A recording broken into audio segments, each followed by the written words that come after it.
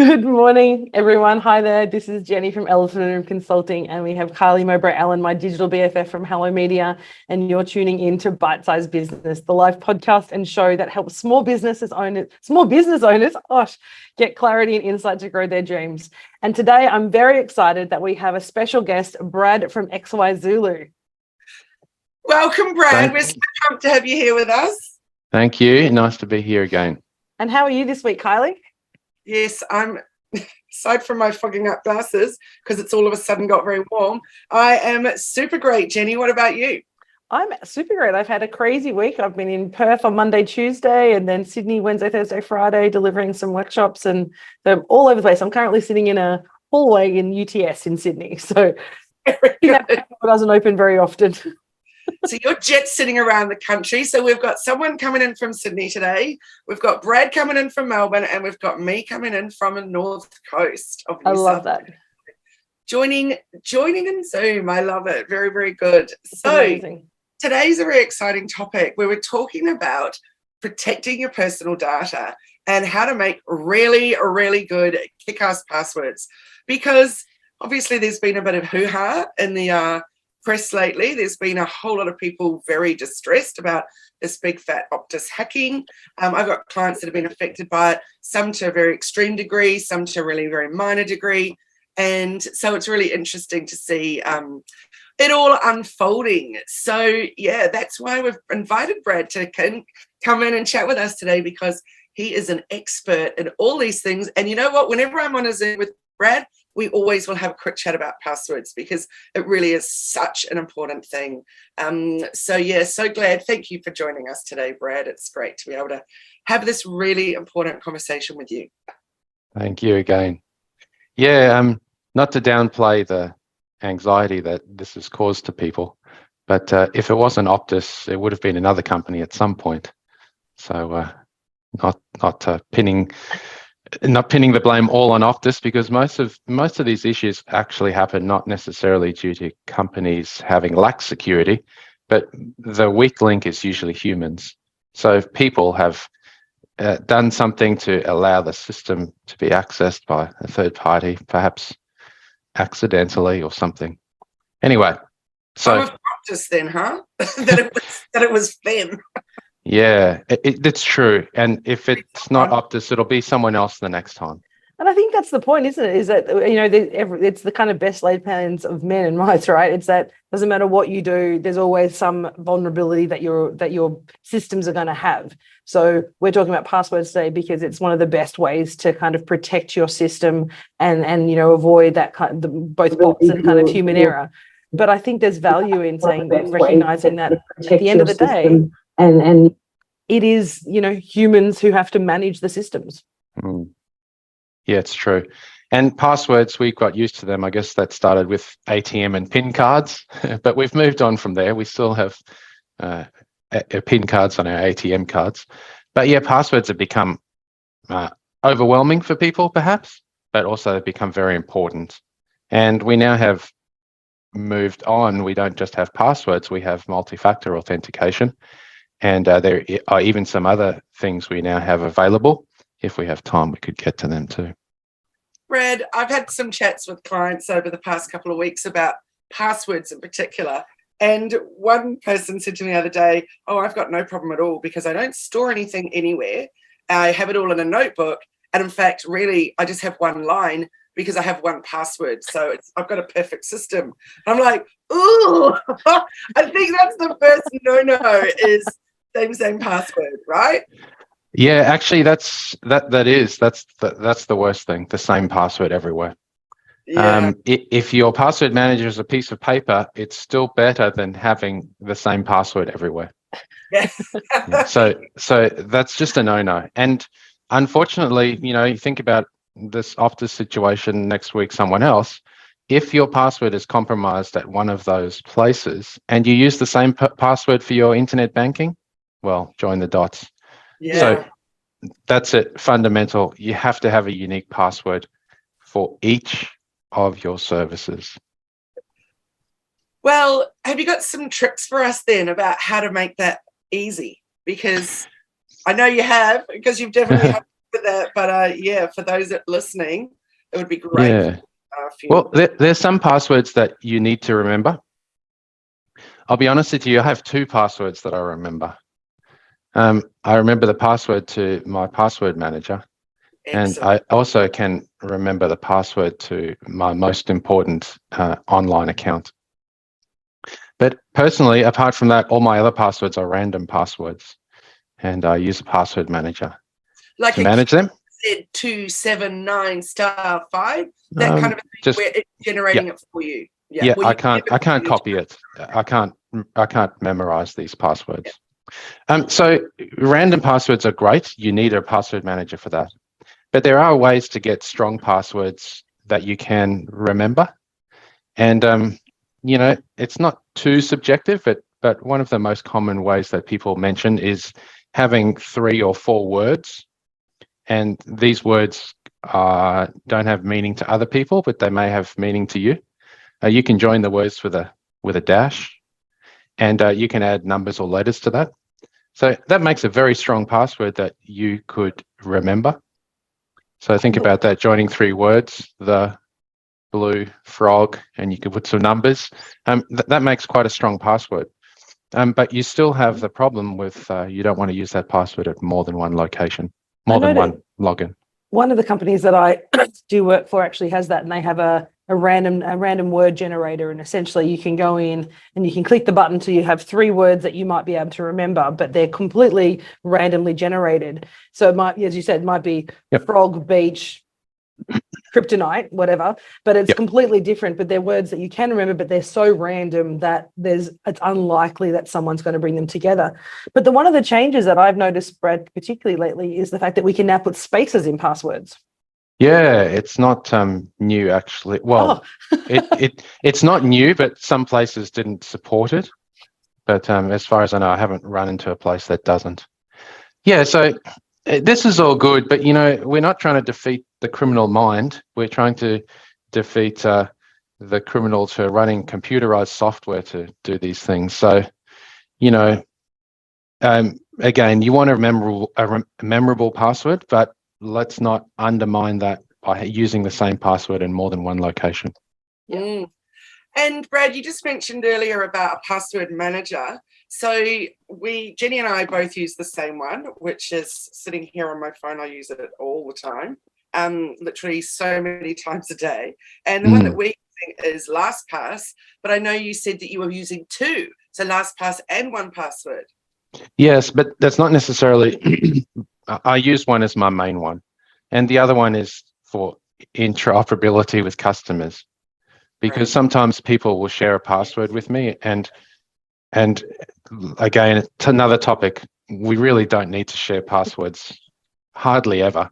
But yeah, if there is a real need to share a password with someone, you can use a password manager to share that.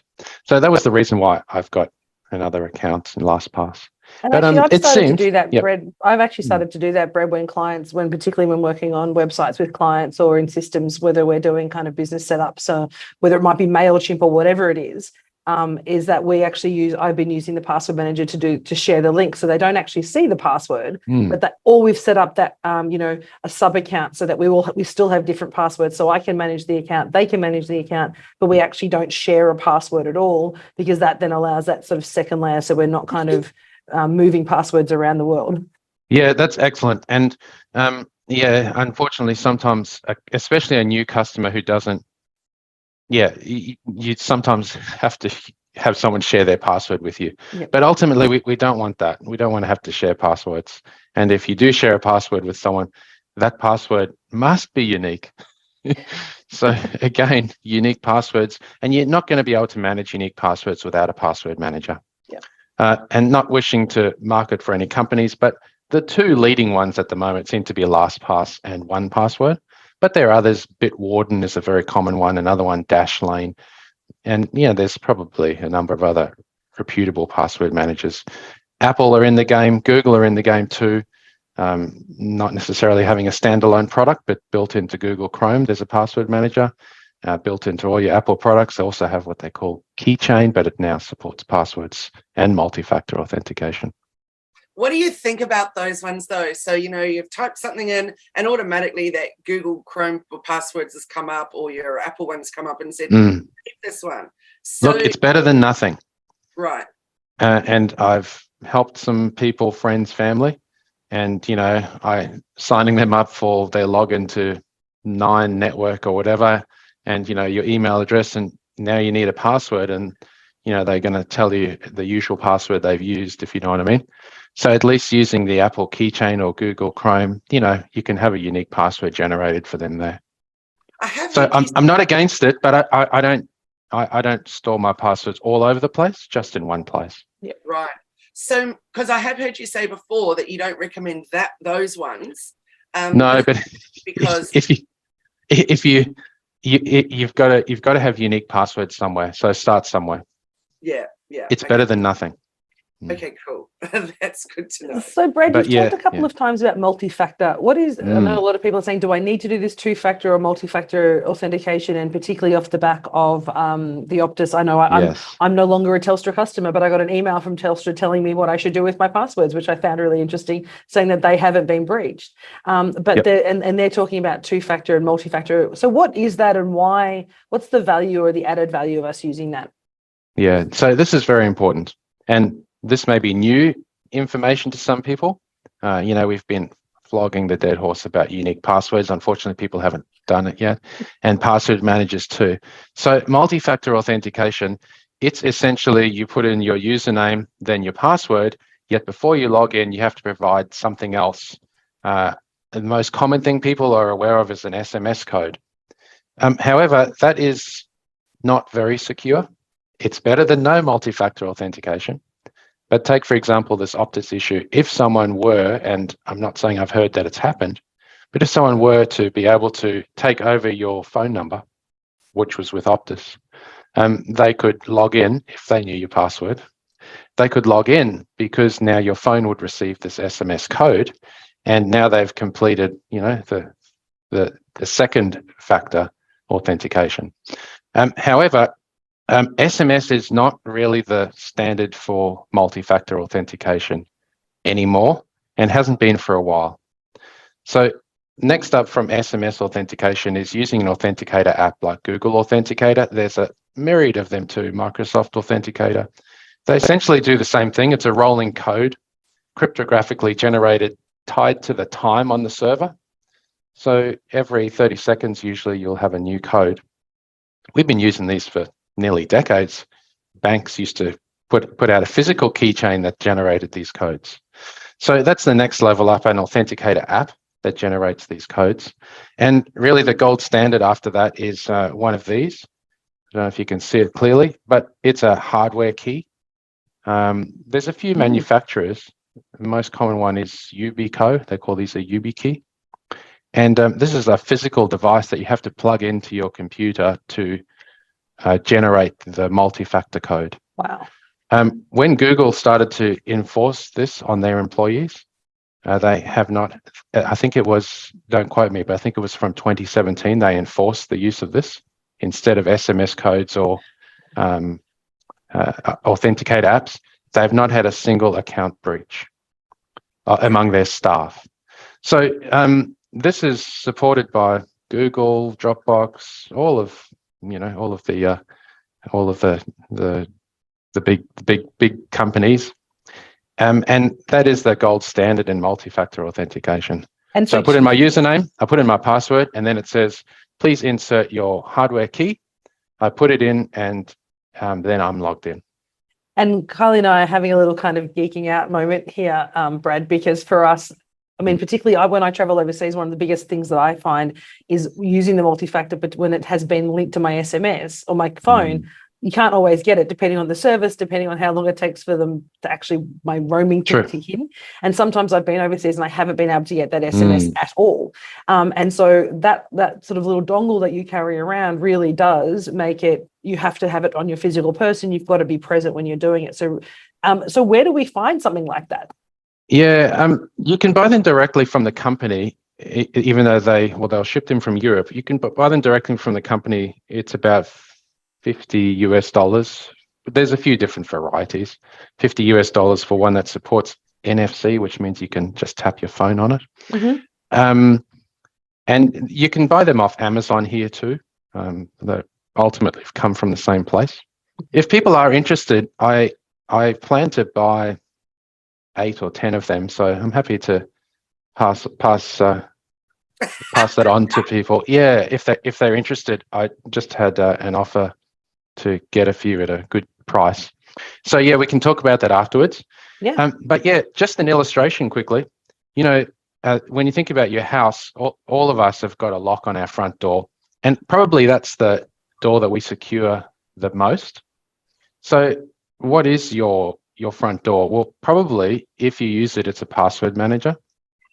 So password managers support the use of a hardware key, LastPass, 1Password. So you've got to put this key in when you log into your password manager on a new device.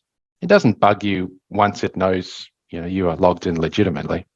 So that's your front door. And then you think about the back door, that might be your Google account. And because that's your most important online account.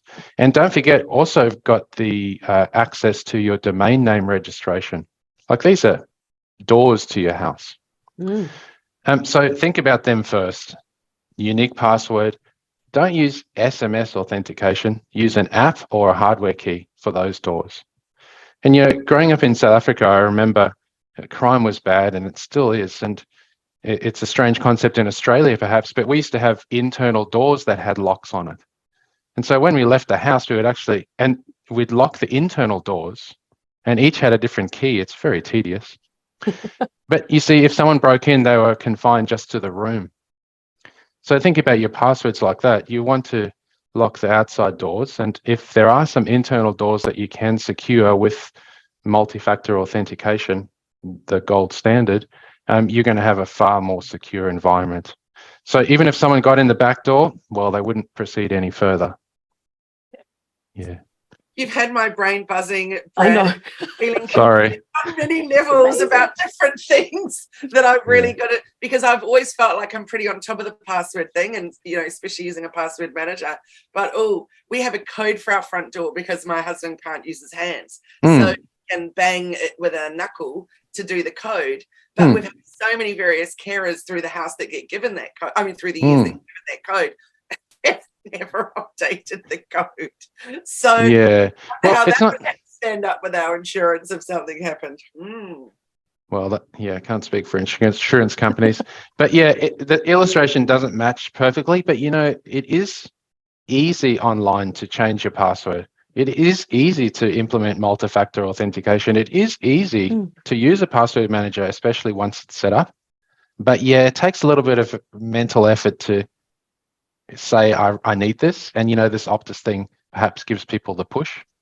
That can only be a good thing, right? If it actually brings it to the forefront and makes us go, well, we've got to do something about it. One thing, Brad, I found really interesting when I've been listening to some of the stuff that's been going on with it, is that there are people that haven't used OPTUS in 10 years, and they've been contacted and told that their data has been shared.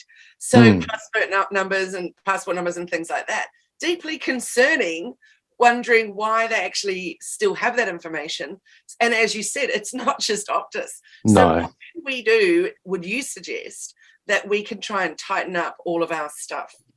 Yeah, like, your license number and password. I know people are stressed out about this, and I hope that my license number is not freely available on the internet. But if you've ever traveled, your password, your passport number is, Everywhere. Especially in certain countries, it's everywhere. So there's not much you can do about that.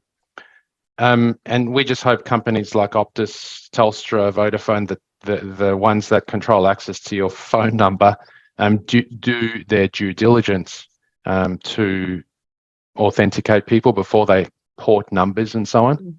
I've heard of some companies, banks too, at the very least, will start a team or a Zoom call with the customer and ask to see their original document. It's clever. It's better than saying what is your license number and you read it to them. Now they're actually seeing that you're in possession of the document.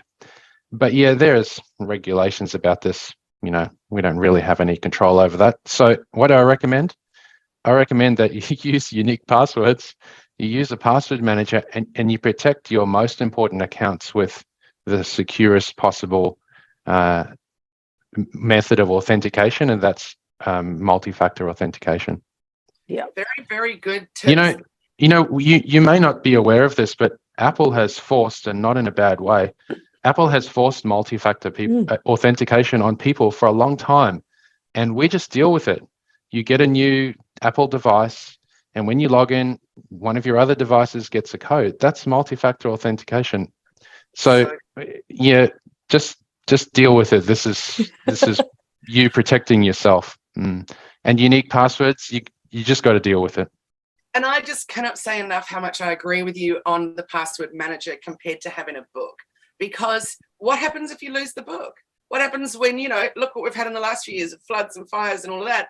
You can't control your book, can you? And then you lost everything. So that password manager, I've got it on my computer, I've got it on my phone, I've got it on my iPad.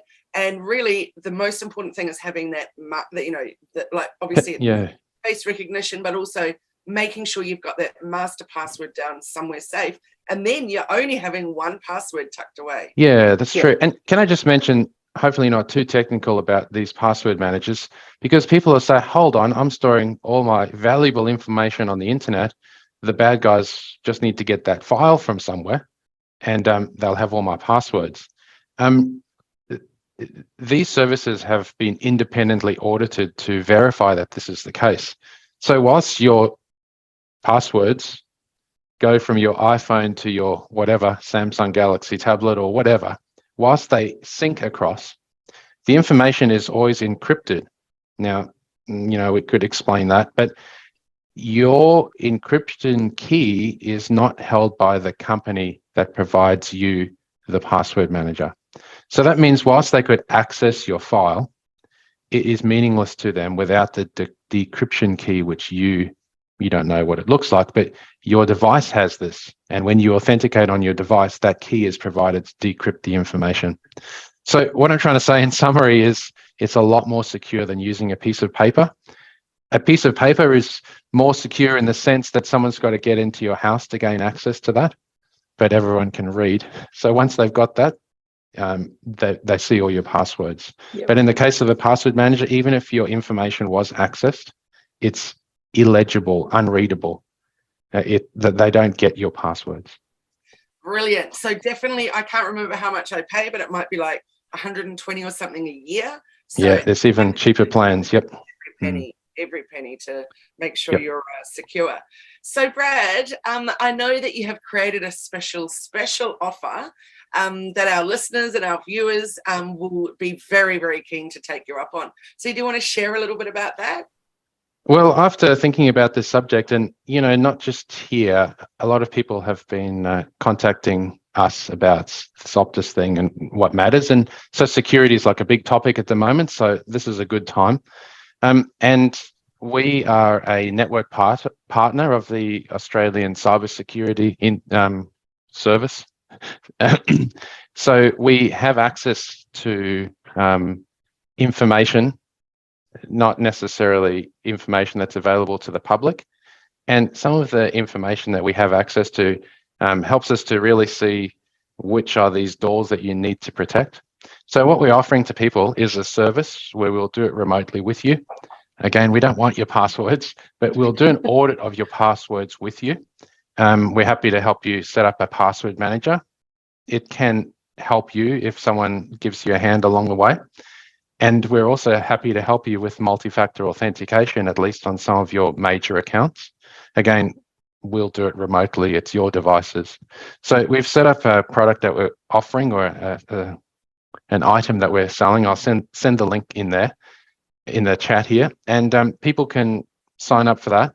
And we'll give you our time remotely to do an audit of your password privacy and to make sure that you've done some of the basic things to protect yourself. And then after that, perhaps you'll be equipped to better protect your digital assets after that.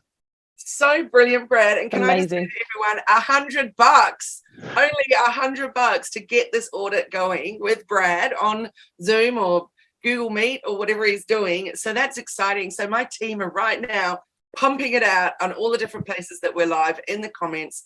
The link is there. So yeah, jump onto that because that's going to be a game changer. And thank you so much, Brad. That's Yeah, and if someone's interested in the multi-factor devices, I'll also get a link before we finish to show you the actual device I'm talking about. And I can get a few of them for you at a slightly discount price. So if Jenni and I have got our hands up first, we're like, okay, Yes. so that probably means I've got 6 left. But that don't let that prevent you from getting them if you need to and should do. Yeah. Awesome. So I just shared the link to those as well. That's super awesome. Thank you so much. And I just want to encourage anyone who has a team also, and you've got a business who you're running your password manager across multiple people, or you've got a large number of team working on your systems or your computers or your business. Definitely book in this audit with Brad so you can actually see how your passwords are being managed across all your team to make sure that you're not actually, you might be thinking everything's secure, but you have other people also accessing your data, making sure. So this audit is really important to make sure that you're managing your passwords across your business, not just yourself, really effectively. Yeah, it's really important. And if a staff member leaves for whatever reason, you don't want to have to change every single password. So you should have your business set up in such a way that you can manage this, and we can certainly give you some advice with that too. Definitely. That's a really, really good point. We've just had a team member leave, and really all we needed to do was remove her pass access. That felt really, really good. It was much simpler than in the past when we've had that situation. And then we've had 2 new team members join, and that's a simple process too. Just give them access to. And I have mine set up LastPass where I've got a family vault and also a business vault and a personal vault. Excellent. So, yes, Brad, I got a gold star. You did you did it. Good work. Super proud. So thank you so much for joining us. That was just fantastic. I feel really pumped that I'm doing some things right and really disturbed that I'm doing others wrong. So I'm going to change some things up over the weekend. So I hope I'm going to set out a challenge to everybody listening and say, get onto it this weekend. I'm actually just make a start. You'll get there eventually. Yeah. I'm hoping that I'm the first person booking in for your service, Brad. And even though I'm feeling confident about what I'm doing, I'm also knowing a password audit would be absolutely brilliant. So thank you so much. We've had some great comments that have been coming through. Thank you, Brad. Priceless information. And another one, awesome information, mind blown. So thank you. Thank you, Brad, for joining us. Thanks again for having us. Awesome. Well, we look forward to seeing everybody next week for another chat about, here we go. Somebody else has just shared saying very timely after OPTUS. Absolutely. So if there's one positive that's come out of that for everyone, it's to actually look at what we're doing and how we're doing it and what we're sharing. So exactly. Yeah, thank you so much. We really appreciate your time and we look forward to chatting business and all things goodness next week. So everybody have a great Friday. Thank you so much. Thanks, Brad. Thanks, Kylie. All the comments. Thank you. Bye.